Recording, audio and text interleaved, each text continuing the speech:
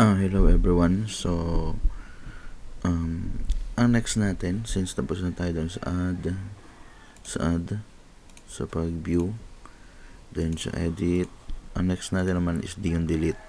Okay? So, dito sa code natin, mapapansin nyo is hindi na ako gumamit ng yung sa href. So, ang ginawa ko na lang is on click, tatawag siya ng function na delete user, tapos pinasa natin yung ID, yung user ID. So bakit kailangan natin gawin yun? So kasi dapat meron siyang magkakaroon muna tayo ng confirmation. So magpa-prompt siya muna siya kung since delete siya is mas okay na meron siyang confirmation muna kung sure na ba yung user na i-delete yung specific user account. Okay, so dito sa on click natin delete user, so makikita nyo naman pag drop na natin yan, siya nandito siya sa JavaScript siya. Then ito yung pinasa nating ID, yan, delete user ID. Then ito sinave natin sa variable yung custom message, are you sure to delete this user ID number, tapos nag-concatenate tayo ng ID, yan. Then confirm is yung parang same siya sa alert message, pero ito is merong button na okay and cancel. So pag cancel wala mangyayari, pero pag okay equals to true siya, so i-execute nyo na dito sa loob. So dito sa loob, ito daw pag kina-confirm niya okay, pag sinelect nyo yung button na okay, magre-redirect yung page to users.php, delete user equals to true, then user ID equals to ID, yung value na ID. Okay, so same lang siya doon sa kanina, yun dito. So button natin, yan, same lang. Dinagdag ko lang yung users.php, yan. So pag mag-redirect daw siya, yan. So pag pag dinemo nyo siya, i-demo natin, then pag click, yan, magtatanong muna siya, are you sure to delete this user? Meron siyang ID number na 4, which is ito. Then pag cancel, walang mangyayari. Then pag okay, saka siya mag-redirect. Okay, so ano mangyayari doon sa redirect? So balik tayo sa taas, dito sa API users, dito nagdagdag ako ng conditional. So dito, ito yung part ng deleting of user account. Okay, then check natin kung yung existing tong delete underscore user, then kung meron bang existing user ID. So pag true, papasok tayo dito sa loob, then yung user ID sinave natin sa selected user ID for delete underscore delete.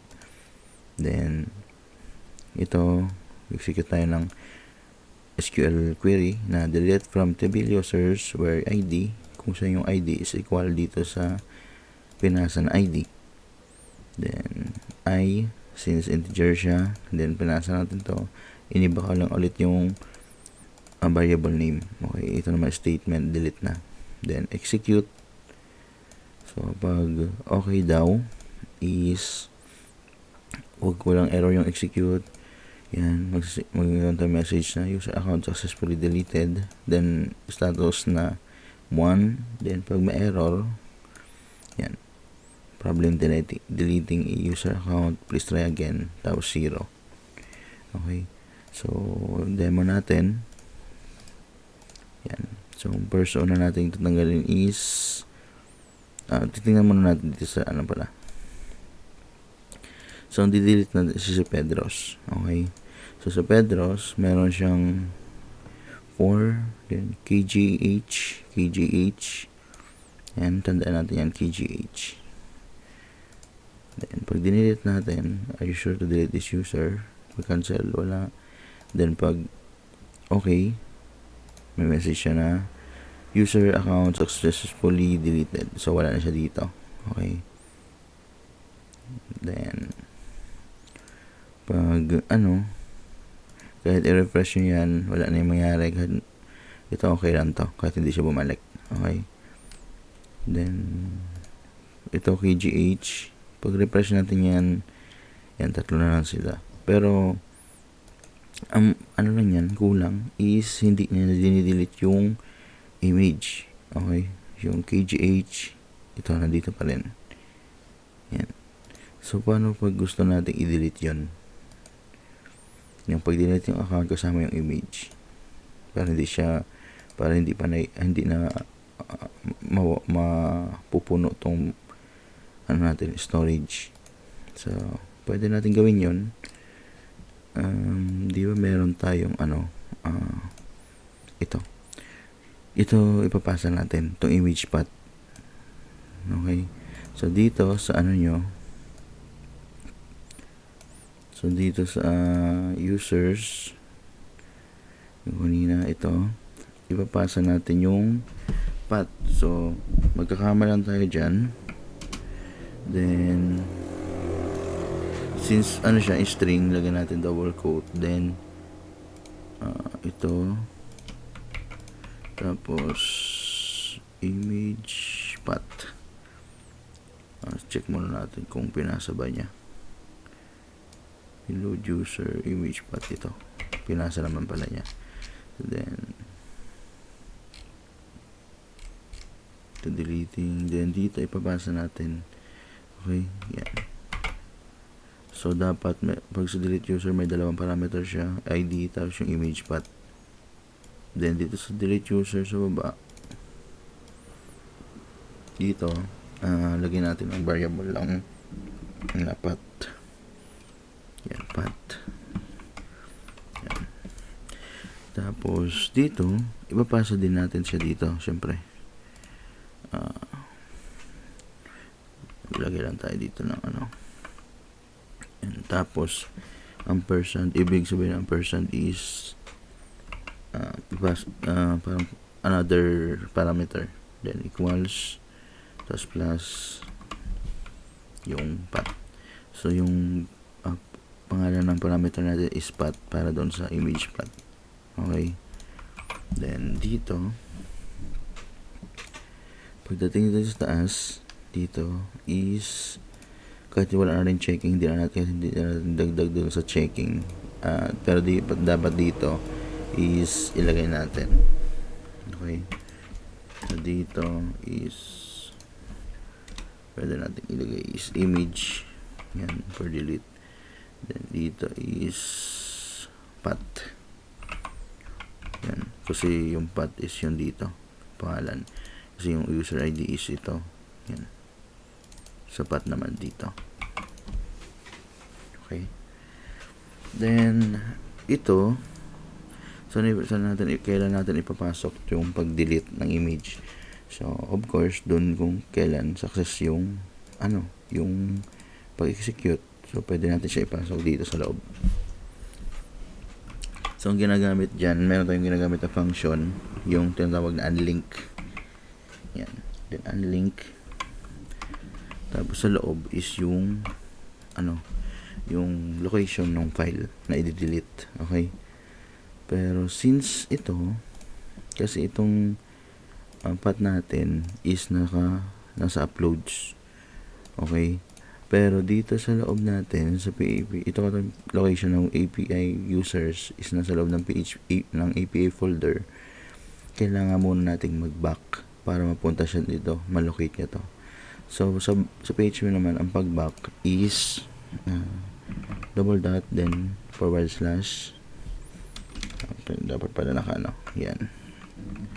Then pwede natin i-concatenate yung mismo yung yung variable na to, yan. So parang nag-back muna siya, then yun, malilocate niya na yung uploads, kasi ang laman nito is yung ganito, image path. Okay, so pwede natin i-try. Try natin dito muna sa check natin yung variable, sino ba ang delete natin na sunod. Wait lang, may error. 84. 84. Doon sa ano, sapat. Bakit?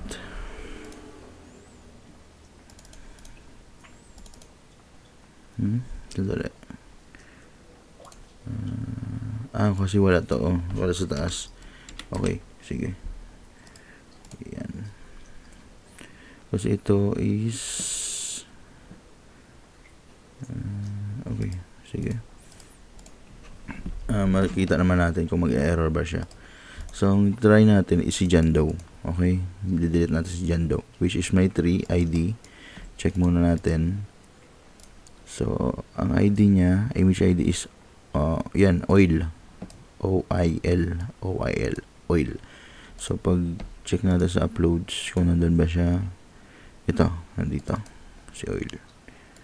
So, dapat, pag dinelete natin yung record na yun, automatic di-delete na rin to. Okay? Yan. Then, dito, try natin i-delete siya. Yan. Send okay. Dali. Uncaught, unsupported appearance type.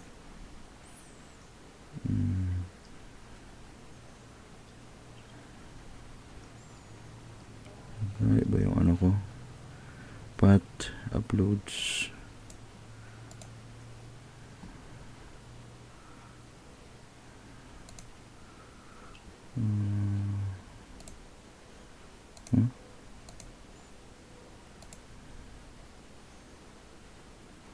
Okay.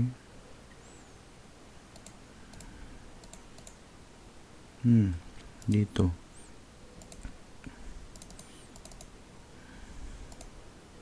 Okay. Mali. Dapat pala sa PHP Tooldoc. Okay, mali tayo. Mali pala. Sorry. So, dito, pag back muna natin siya. Okay. Yan. Ay, na-delete na nga. Okay. Sige, na-delete na siya. So, then dito, so, dapat yung dito sa file is wala na yung oil. Nandito pa nga, mali yung ano natin. Okay, sige. Ito try na lang natin ulit. So, dito sa another file.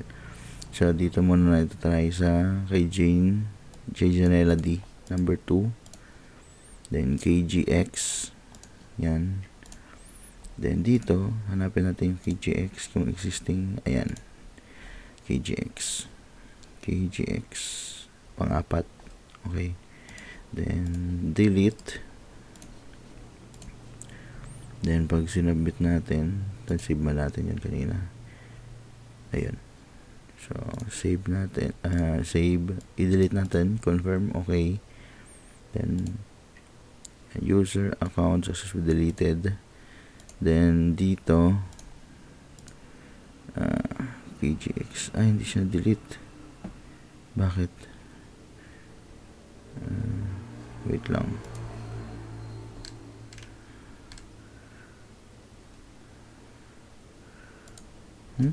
Dali. Ano nyo kasi? Nire-reload niya agad eh. Wala lang. Hindi dyan. May mali ako.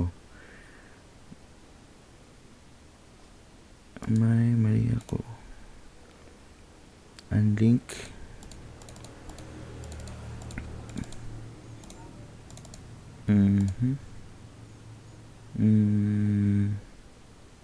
Path.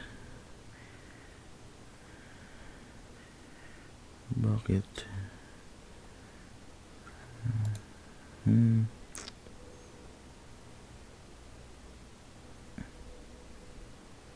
Tama naman yung ano ko.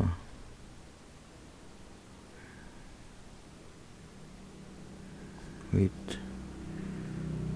Tama naman yung ano ko. Uploads. Kulang ba? Dapat pa may ganito pang isa. Ay. Yan. Kasi try natin. Add na lang tayo ng panibago. Add tayo ng panibago. Up. sapat.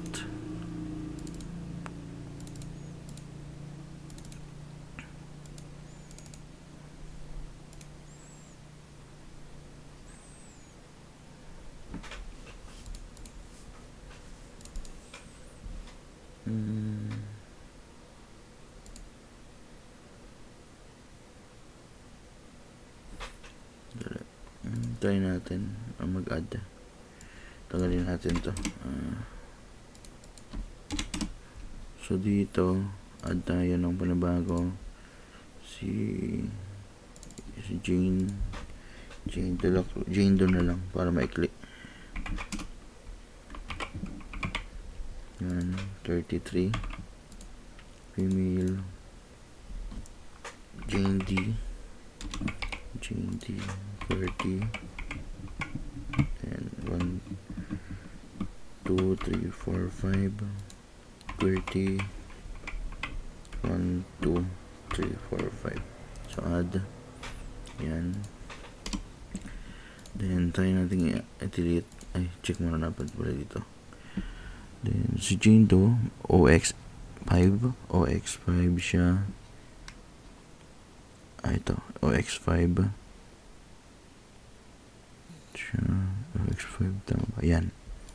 So meron siya si OX5, then delete. Okay, then OX5 wala siya dito. OX5 bakit kaya ba't ayaw niya mag-delete?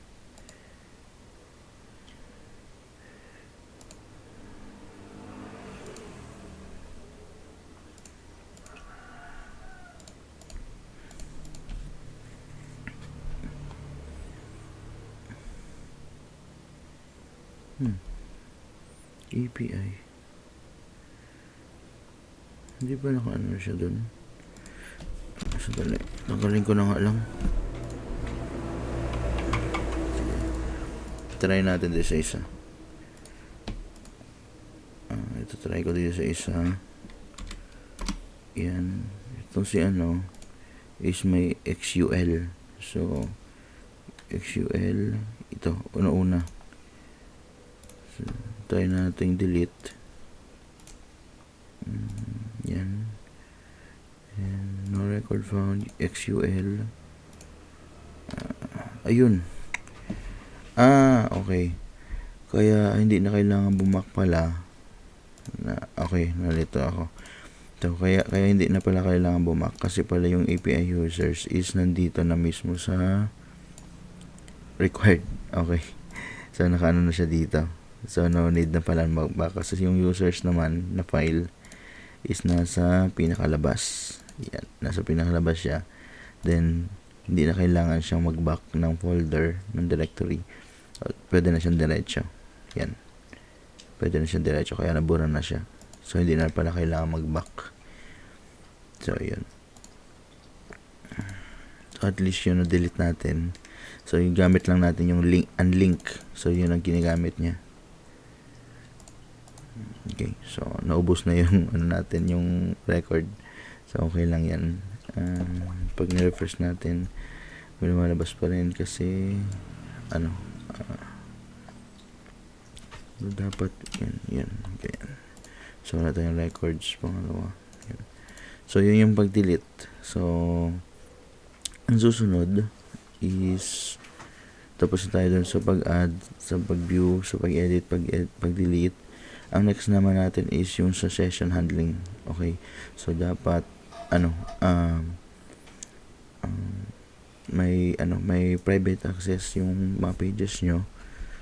Kunwari parang private pages versus public pages. So kunwari yung login is for public kasi yun yung login page.